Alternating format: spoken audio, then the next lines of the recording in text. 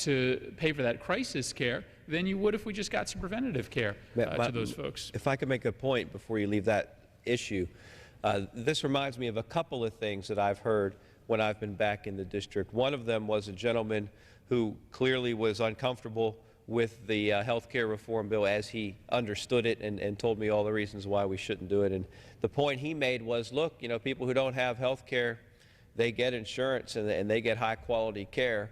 And he talked about his 15-year-old nephew who had gone to the Children's Hospital of Pittsburgh with a hip injury of some sort, and he didn't have any insurance. His family didn't have insurance, and he got the treatment, and it was great quality, best he could get. He's fine now, everything's great. And I said, well, you said he didn't have insurance. How did he pay for it? And the gentleman said, well, Children's Hospital paid for it. And I said, no, that's not the way it works. You and I paid for it. That's how it works. And he said, well, what do you mean? And I'll explain what I mean. But there was a similar story of a woman who said to me, she came up to me at a meeting, and she was very upset, was not a fan of the president or me, and told me all the reasons that she thinks we as a Congress are doing a bad job. And she was really getting herself worked up, and she said, and don't you dare take my money to give it to those people who don't have health care, because I've worked hard to get where I am, and I've earned everything that my family has, and we have insurance, and we deserve it, and if those people don't have it, well, that's too bad for them. That's not my problem. And the point of both those stories, and what I said to both of these people was, it is your problem, because we can have a discussion about whether it's a moral imperative to offer coverage to people who don't have it. Is it our obligation as a country to make sure that whatever number of uninsured we can agree on, if it's 47 million or 30 million or 1, should we as a country have an obligation to cover those people? That's an interesting philosophical argument. But I'll tell you what the moral imperative is. The moral imperative is that we who are insured, the people that I was talking to, we're already paying for them.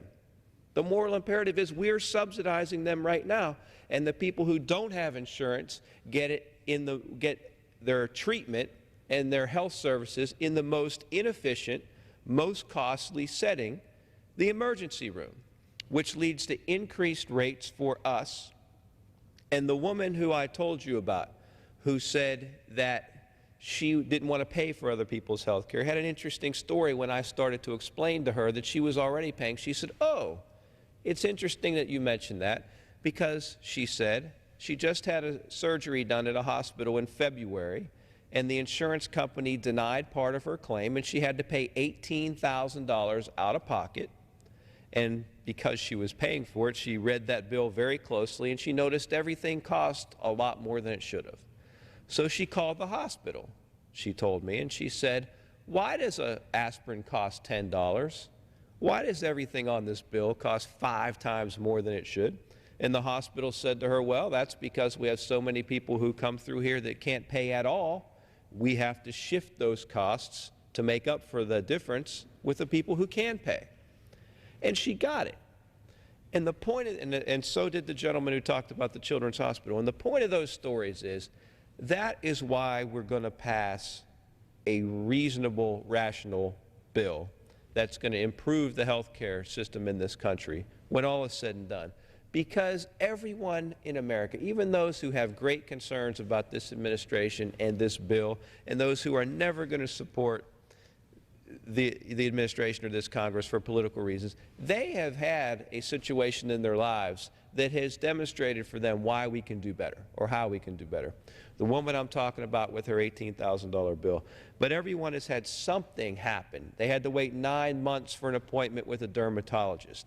They had a bad quality experience with a nursing home for their grandparents. They're that small business owner who just had his 4th straight year of 28% increase in his rates. Everyone has had something happen. We've all had to spend time on the phone, maybe upwards of an hour, haggling with an insurance claims adjuster who has just denied our claim or is arguing with us about that.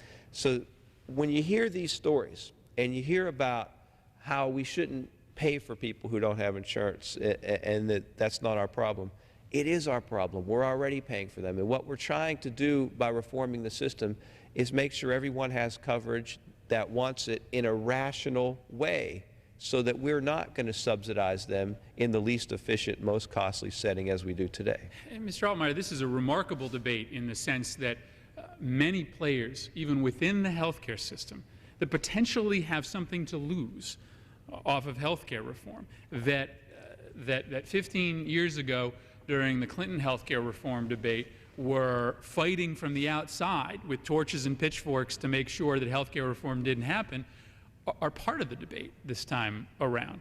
That